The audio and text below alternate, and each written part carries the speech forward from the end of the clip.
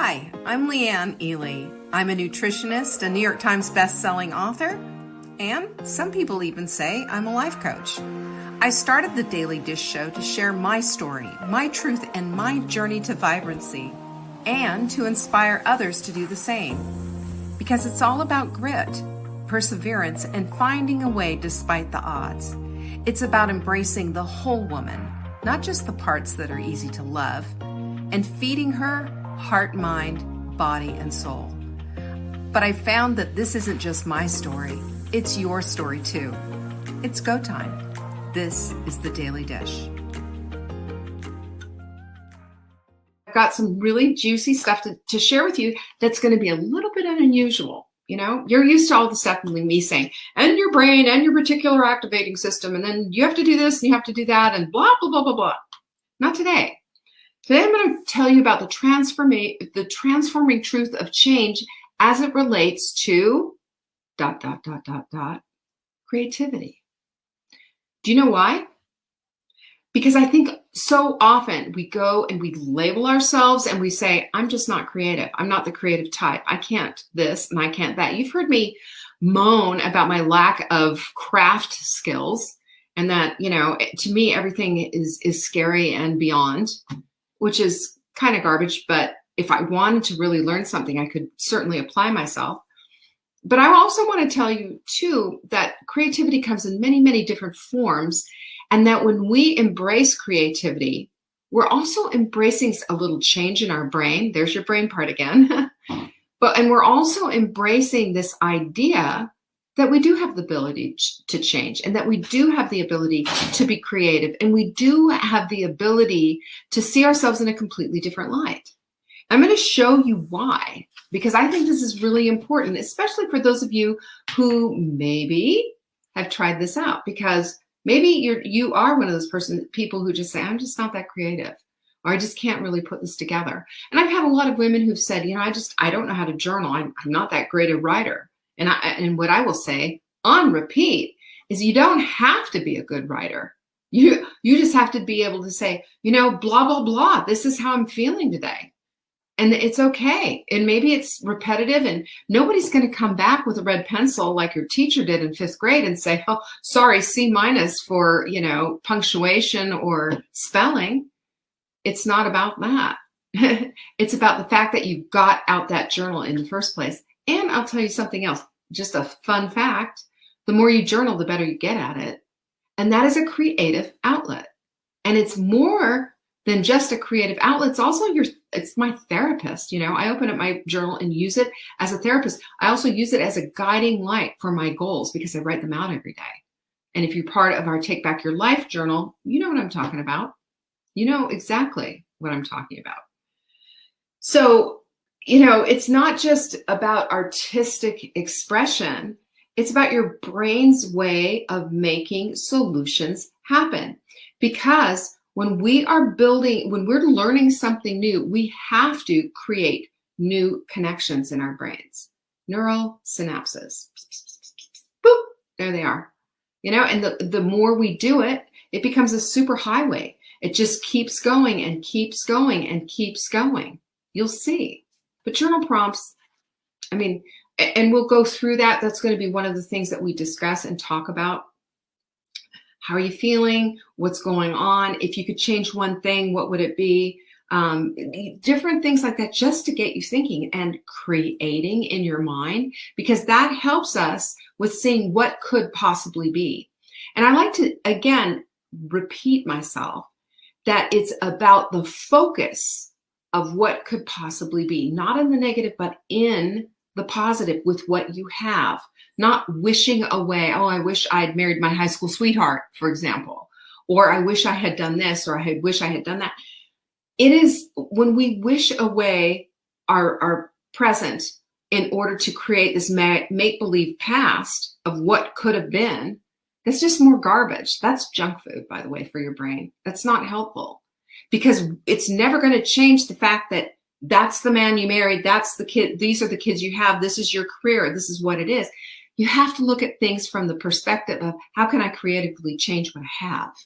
You know, how can I create the change inside of me so that I can be a better spouse, a better mom, a better friend. Because we all have things inside of us that need a little, a manipulation, a little refinement, taking off the edges. I recognize and realize after all these years, I can be a little bit sharp and a little bit too blunt and a little bit too much to the point. And I don't mean to be. It's just, this is how I see the world. I see it like that, and it can come off as being rude and what have you. And so I've really been working on that hard, really hard. And I'm not anywhere close to where I need to be. And I have to sometimes, and one of the things that I'm doing, and it's in my journal as part of my goals, is just holding my tongue for that minute and just listening and being very present in the listening. Because when you do that, then the sharp retort doesn't have a place to go. It's just, it has a minute to settle. And, again, back to that brain stuff, then where your primitive, monkey brain is in the back, it gets a chance to get processed up to here, where your executive function is your prefrontal cortex. This is the most amazing part of your brain. Abstract thinking and the ability to conceptualize and have empathy. Your monkey brain doesn't do that. Your monkey brain's like, feed me, I want to eat, let's have sex. It's just primitive response. And, oh, he hurt me, I'm going to hit him back. That kind of thing.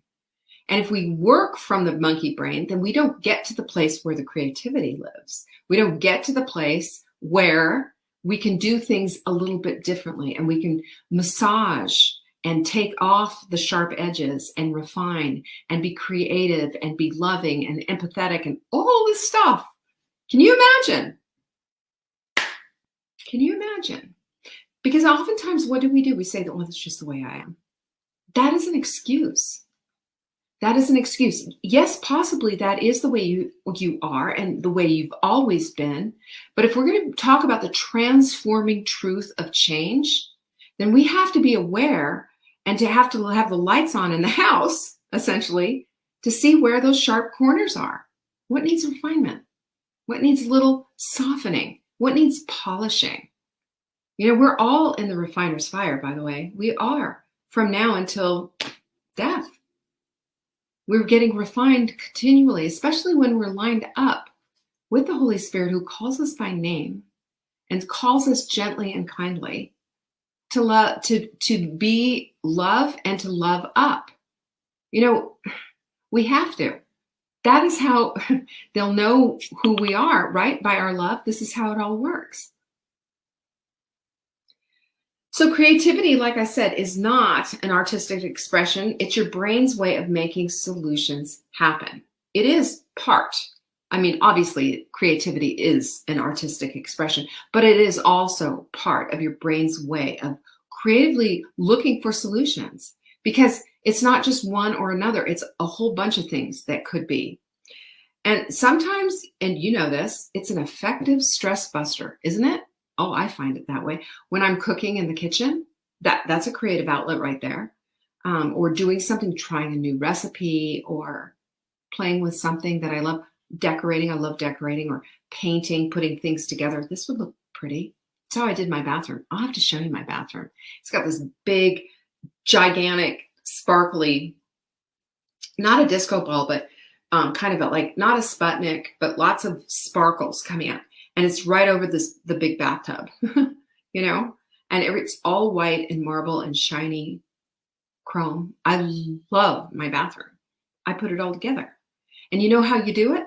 You do it. You don't just say, oh, I like this and I like that. You take them all and you put them all, you put down your tile, you put down your paint color, and you put the fixture, and you start looking at it and you say, yeah, all together. It just looks really lovely. I like it. And that's how you start putting things together. It's your creativity, expressing itself. This is how it's done. And it just makes all the difference in the world. And I've seen personally with friends, family, and team members, look at we have such creative people, by the way, who work here at Saving Dinner. Have you seen some of the handwork that Miss Jenny does? It's beautiful, absolutely glorious handwork.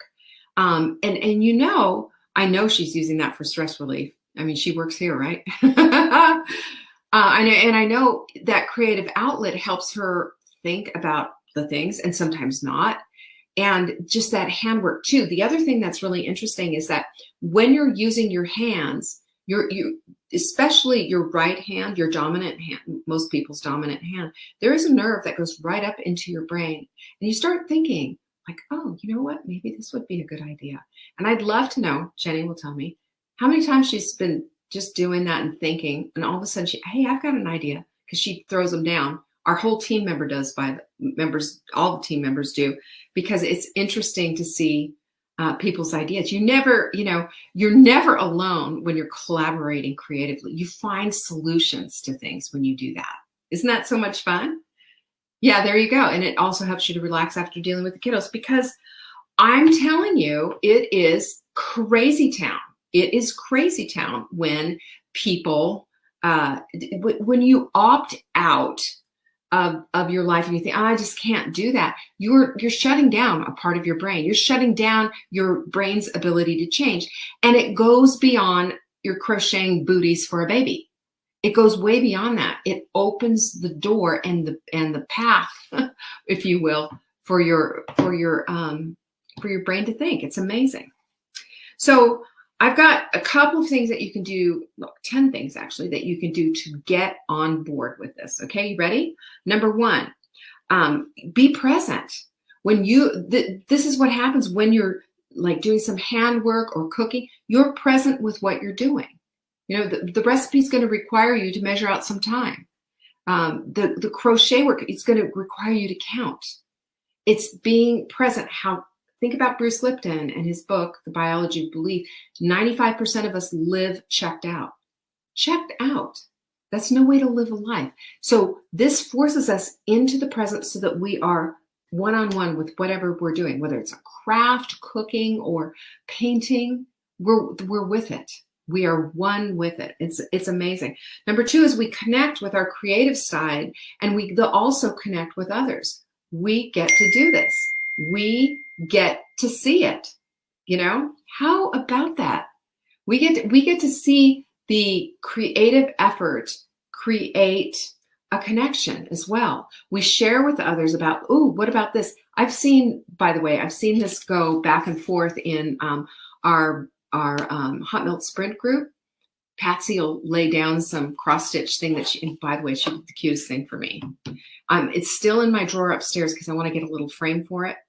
Note to self, get the frame, because I'm probably going to put it back here. You have to see it. It's adorable. I've shared it before that she did of me with the high pony and on the bike, and it says I am an athlete. All handwork that she did, and the pattern she did herself as well.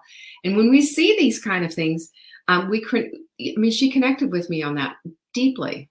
I will always love what she did with me. And everybody who's in that creative realm and understood the whole cross stitch thing was like, they got it and they connected with that as well. Isn't it a beautiful thing that we get to do that? Number three, I love this one. This is my very favorite. We get to be playful again. We get older and we think that's it. We're done. We're not playful. We're not fun. We're just like, it's drudgery. The world is drudgery. No, it's not. The world is only drudgery if that's your lens. We have moments where we can just decide that we are going to be playful. Mark and I last night, we got on the boat and we just said, let's just do, usually we go on the weekends, right? And it was a beautiful night and just a slightly fallish, and the sun was going to be setting in another. We just grabbed the dog, got on the boat, and just enjoyed that. It was just a spontaneous, playful thing to do. And we kind of skipped down to the dock. Playfulness happens when you're a little creative. Let's enjoy the sunset from that's a creative thing.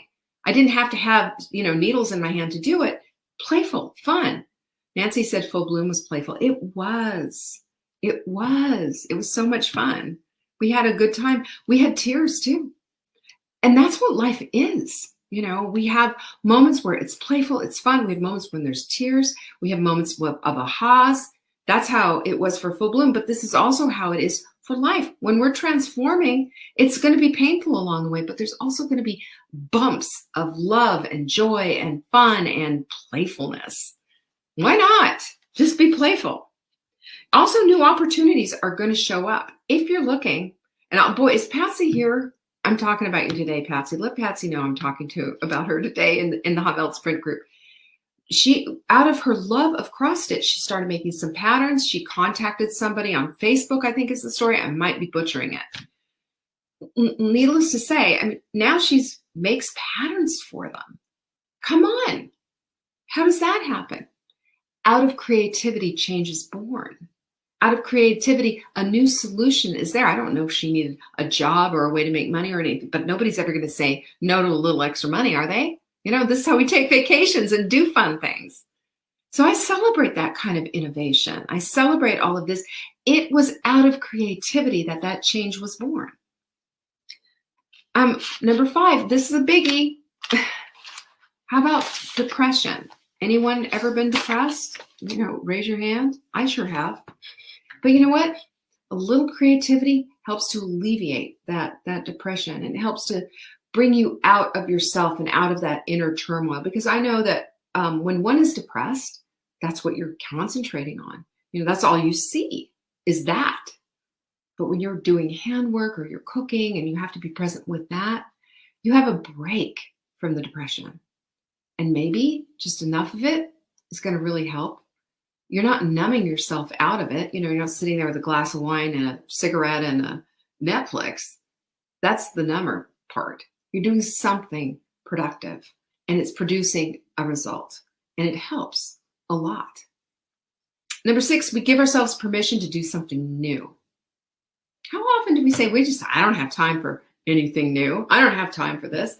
But we can create, invent. We can also stop judging ourselves. Well, I'm just not good enough for that. No, you're learning something new. I made the comparison when we're trying to do something. We were talking about fear and all of this and learning new habits to navigate it.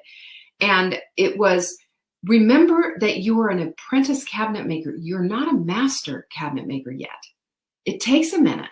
It takes skill. It's going to take you a whole lot longer to figure this part out than it's going to take, you know, to just jump right in. It doesn't just slap, dash, boom, done. Doesn't. I wish. Don't you wish? Doesn't work that way. So if we can give ourselves a little bit of permission to just learn something new, we're going to find ourselves very soon on our way to mastery. Hi, Sue. Hi, Noreen. Noreen went shopping for new clothes today. I say everyone, pinkies up for Noreen. Everyone. Come on, drop it. What is number 4? Oh, Lisa lost number 4. I'm going to be back, Lisa. Number 4 was new opportunities. There you go. Okay, so number 6 was we're giving ourselves permission. Number 7 is the challenges and the newness spark joy. Where did we get that? I stole that from Marie Kondo. I love when she said sparks joy. I did not agree with her methodology of taking everything out of your you know, closet or your whatever and holding it and going, does it spark joy? I don't. But I will tell you, she was onto something there. This idea of sparking joy, does it delight you? Do you find this whole thing of delight inside of you when you are doing something like this? Come on. Of course you do.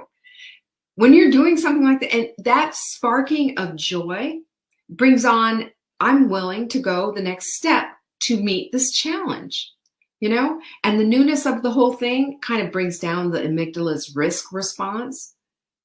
We get to enjoy something, and it brings joy into our life. This is delightful because also it makes us a little bit more open to a solution of maybe a problem. And guess what? Oftentimes when you're not looking, that's what happens. All of a sudden you think, I know what I can do. Isn't that great? That's the kind of stuff that happens. Number 8, we become stronger. I'm going to tell you about this too. If we decide, and it's always a decision, remember, choices are decisions and decisions are choices. And by the way, you can't opt out of that.